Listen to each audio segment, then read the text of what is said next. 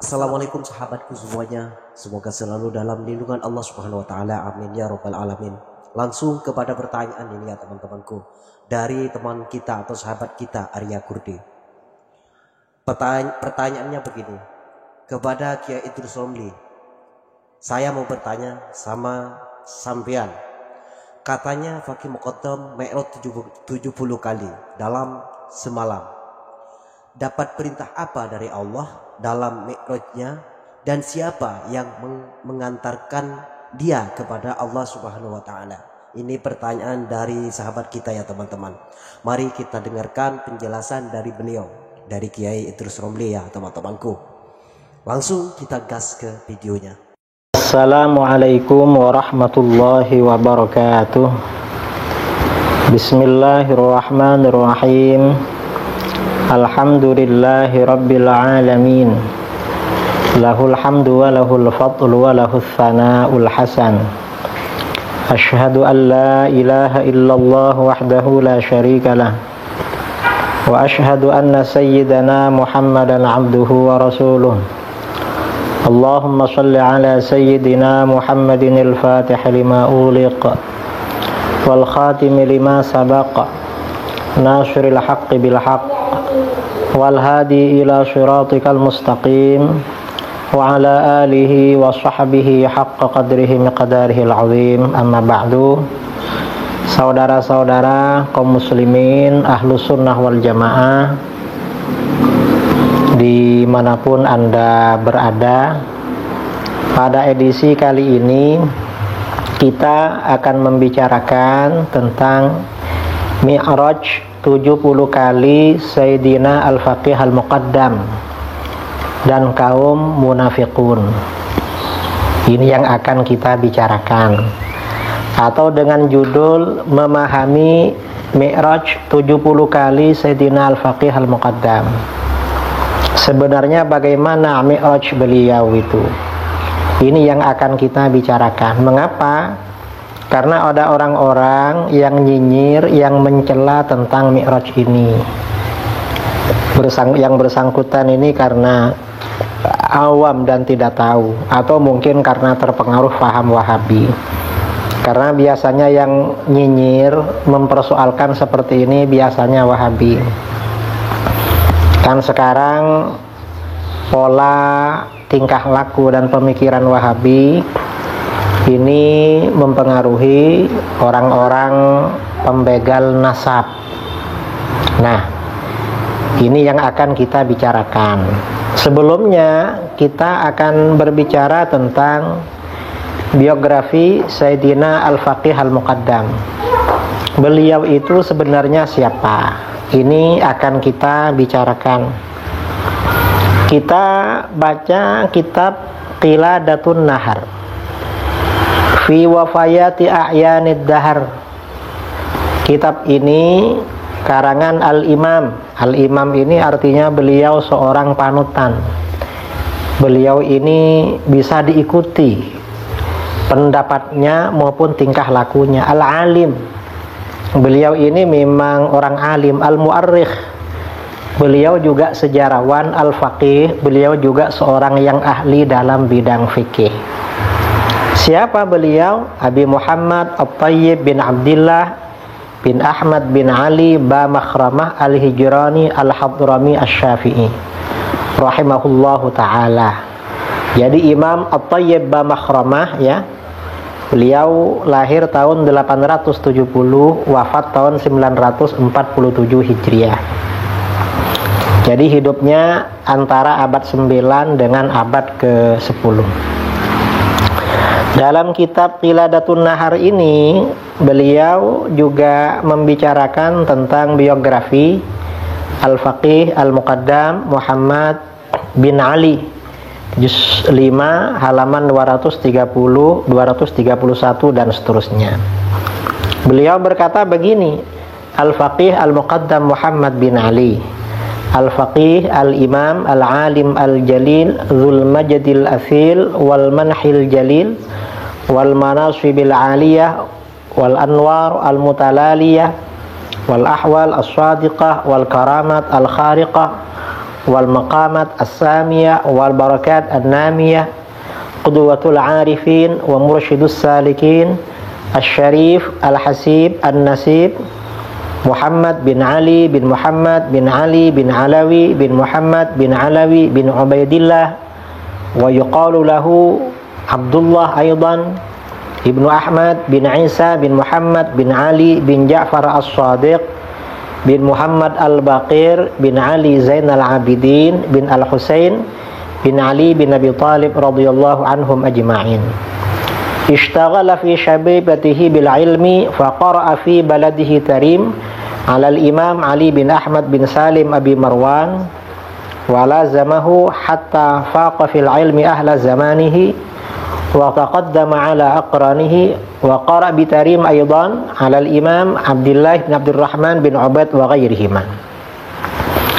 Thumma hasalat lahu isyaratun rabbaniyah wa jalbatun rahmaniyah fashtaghala billah fi sirri wal alaniyah wa aqbala ala al-ibadah al-qalbiyah wal badaniyah hatta zaharat alaihi amaratus sa'adat wa badat minhu ahwalu ahli al-iradat fakana yulaqqab bimuftil fariqain wa qudwati ahli at-tariqain wa kana ahlu baldati Tarim idzak ahla ilmin wa wara'in wa zuhdin wa tamassukin bil ilmi syar'i wal amali bih wa lam yakun lahum fi dzalika az-zaman man ya'rifu tariq as-sufiyyah wa la man yakshifu an ahwalihim fal faqih Muhammad bin Ali al-madhkur awwalu man tasawwafa wa awwalu man ista'mala as-sama' min ahli Ba'alawi bal min ahli baldati Tarim. Artinya bagaimana al-faqih al-muqaddam Muhammad bin Ali, seorang faqih, beliau ahli fikih. Kalau dulu kalau faqih ya faqih beneran saudara, alim memang, yang menjadi panutan qudwah, tingkah lakunya, akhlaknya, kepribadiannya, pendapatnya selalu sesuai dengan syariat, karenanya menjadi panutan.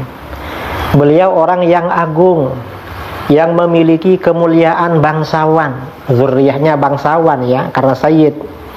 Anugerah yang agung, derajat-derajat yang luhur, cahaya yang berkilau, cahaya ilmu, kemudian cahaya amalnya, hal ihwal yang benar ya, ahwal-ahwal yang shadiqah, banyak memiliki karamah yang luar biasa, derajat yang luhur, keberkahannya terus berkembang.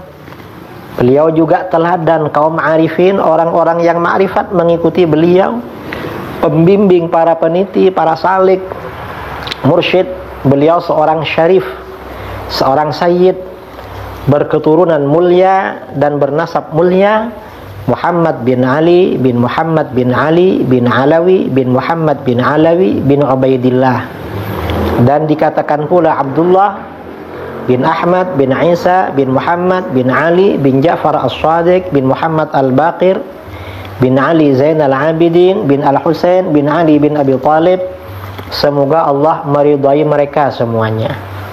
Pada masa mudanya Al-Faqih Al-Muqaddam, beliau menekuni ilmu, lalu belajar di Tarim kepada Al-Imam Ali bin Ahmad bin Salim Abi Marwan. Dan mulazamah artinya selalu bersama beliau hingga dalam ilmu melebihi orang-orang yang semasa dengannya, dan beliau lebih maju daripada kawan-kawannya. Dan belajar pula di Tarim kepada Al-Imam Abdullah bin Abdurrahman bin Ubaid dan lainnya. Jadi banyak guru-guru beliau di Tarim.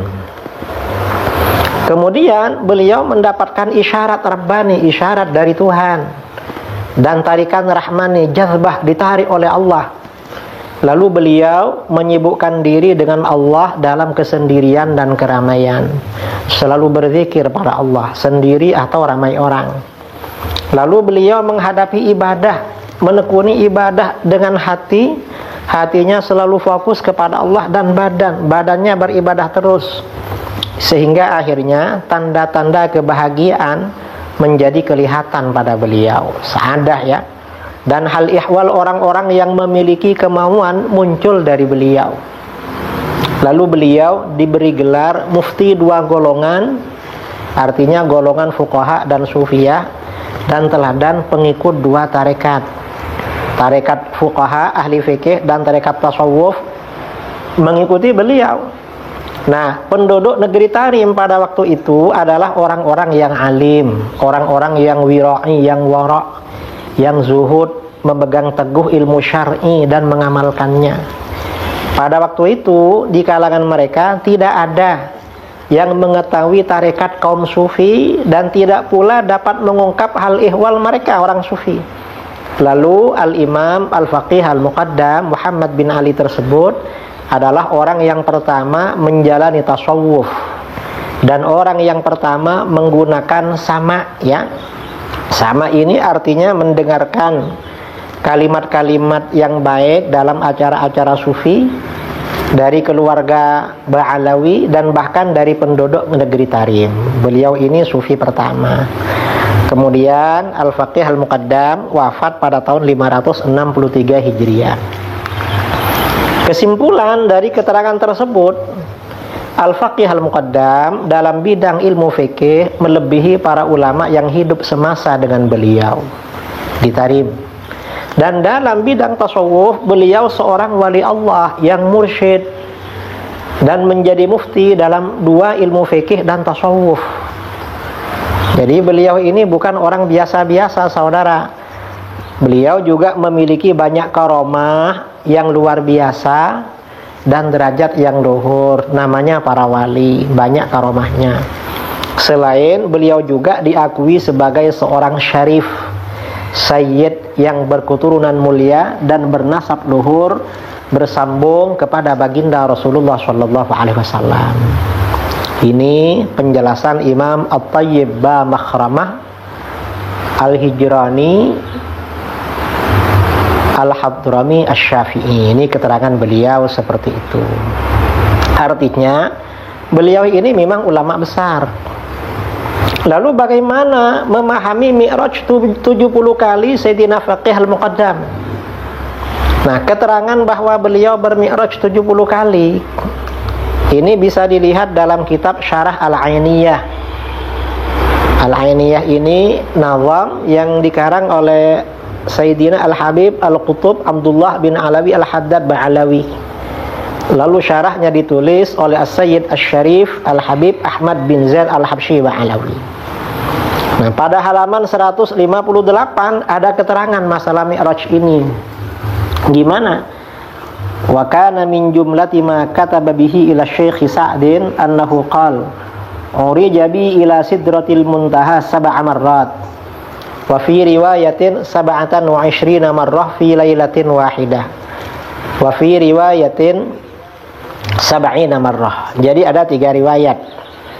Di antara isi surat Al-Faqih Al-Muqaddam kepada Syekh Sa'ad, salah satu gurunya, beliau berkata, aku telah dimi'rajkan oleh Allah ke Sidratil Muntaha sebanyak 7 kali.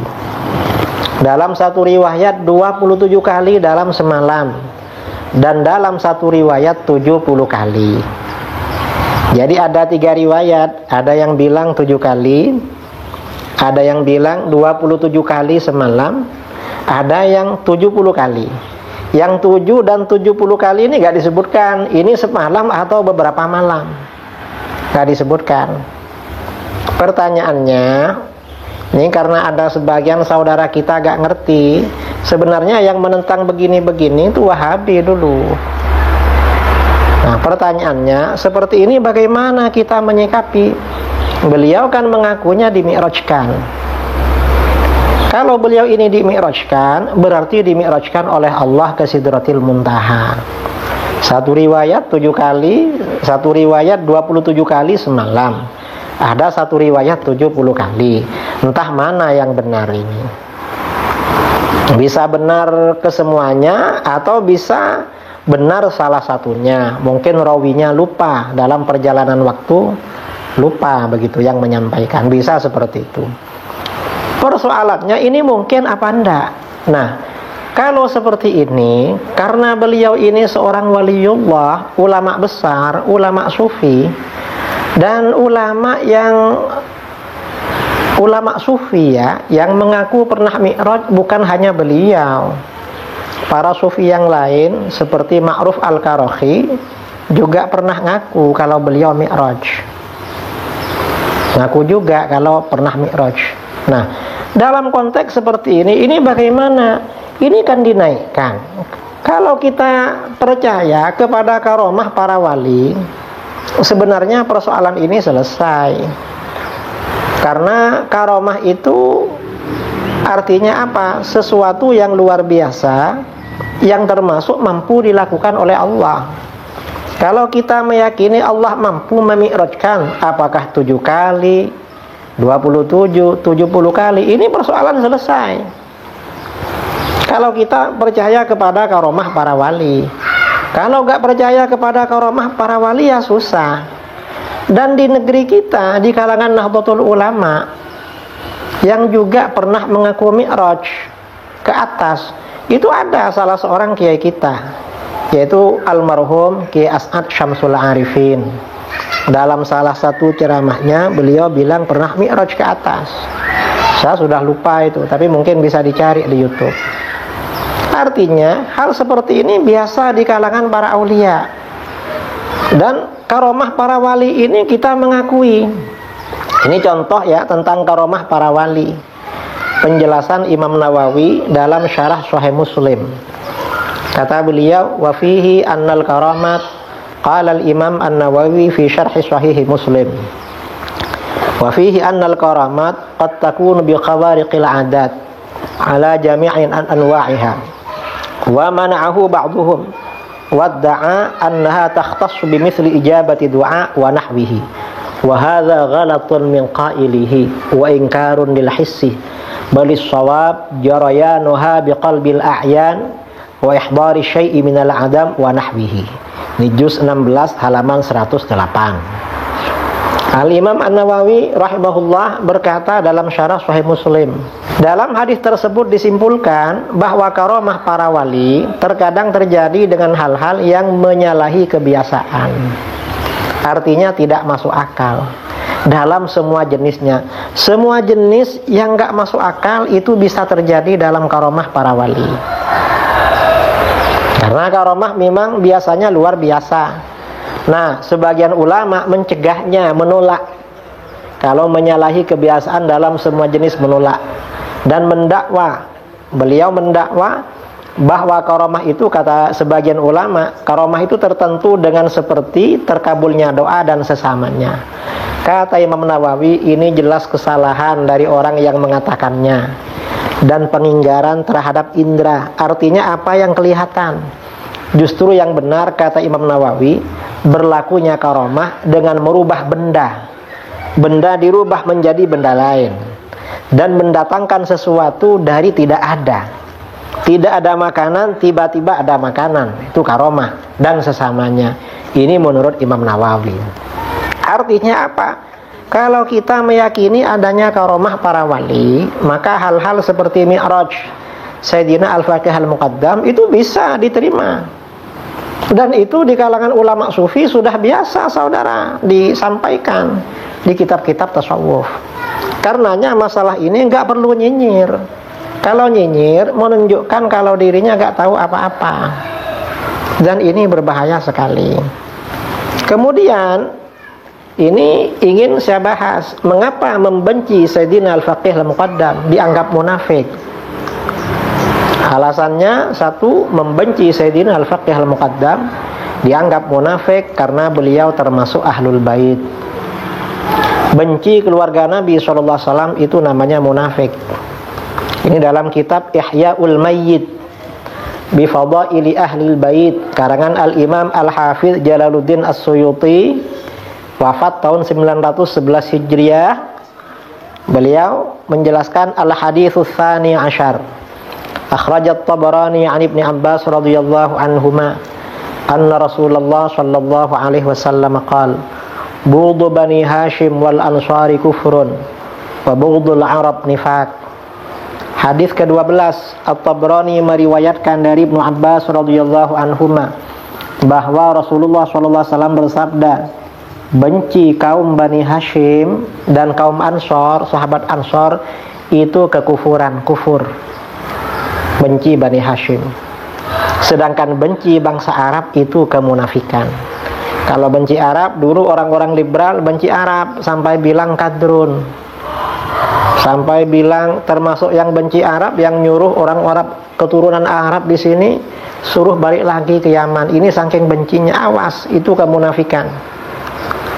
Dalam hadis berikutnya, al-haditsus tsalits asyar, akhraj Ibnu Adi fil Iklil an Abi Sa'id al-Khudri radhiyallahu anhu qala Rasulullah sallallahu alaihi wasallam, man abghadana ahlal bait fahuwa munafik.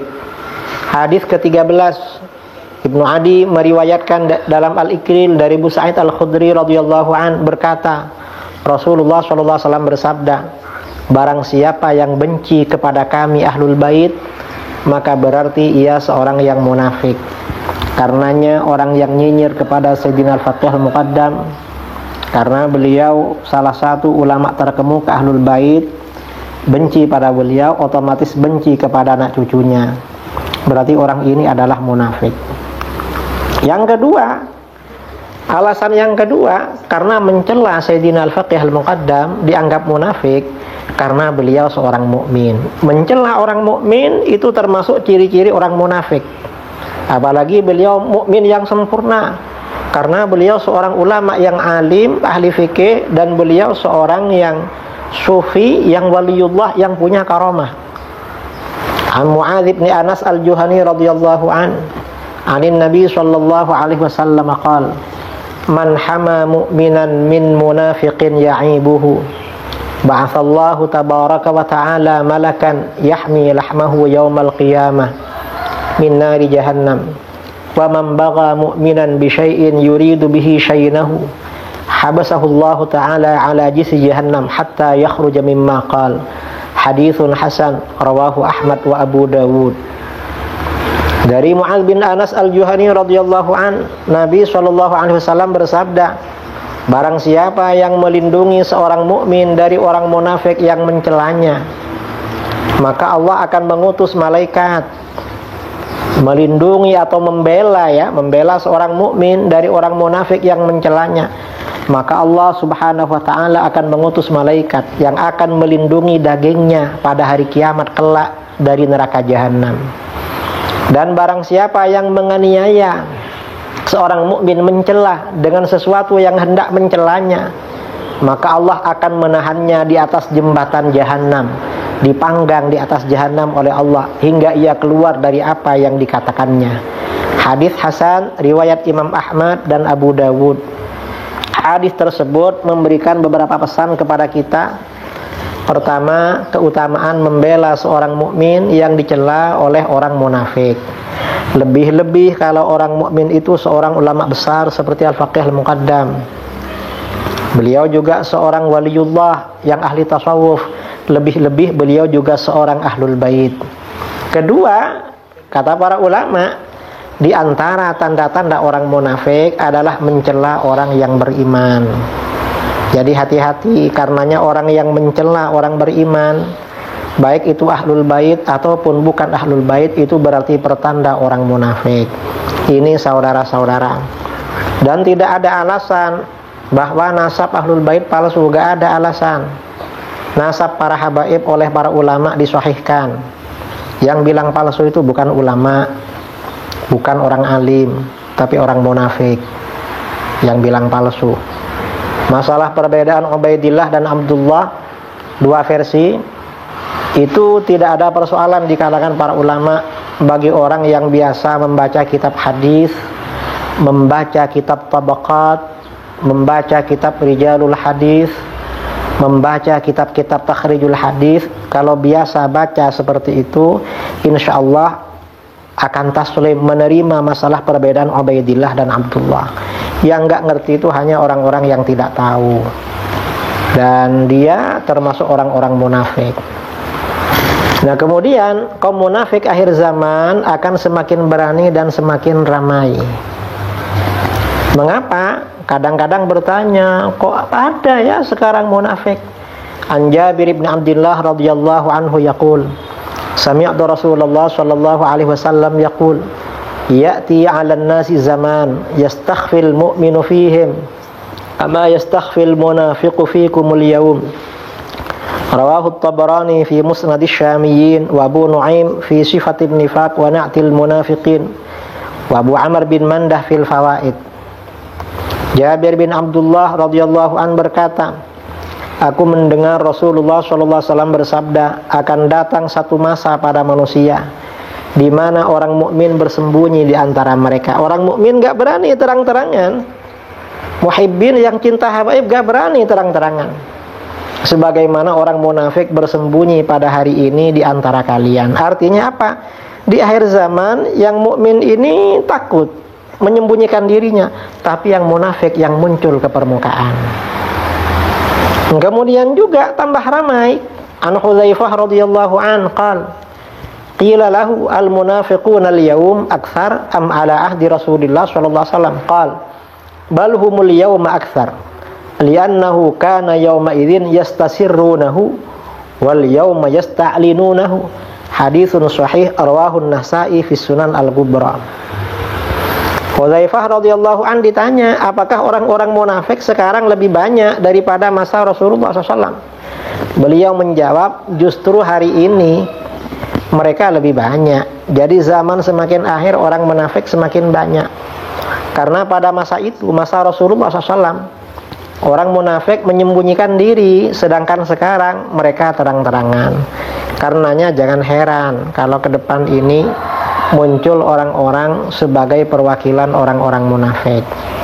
Ya, orang munafik ini ya tetap muslim, tidak keluar dari Islam, tapi munafik itu ada pada dirinya. Salah satu tandanya seperti yang disebutkan tadi, benci orang Arab, benci keluarga Rasulullah SAW, suka mencela orang yang beriman, apalagi terang-terangan. Sekian, mudah-mudahan bermanfaat. Mudah-mudahan Allah memberikan kita taubat nasuha, kembali ke jalan yang lurus, mengikuti manhaj Ahlus Sunnah wal Jamaah, Asy'ariyah, Maturidiyah, Syafi'iyah dan Sufiyah, manhaj Wali Songo, manhaj Ba'alawi, manhaj para ulama NU, manhaj para habaib, manhaj guru-guru kita di pesantren salaf di Indonesia. Amin, Allahumma amin.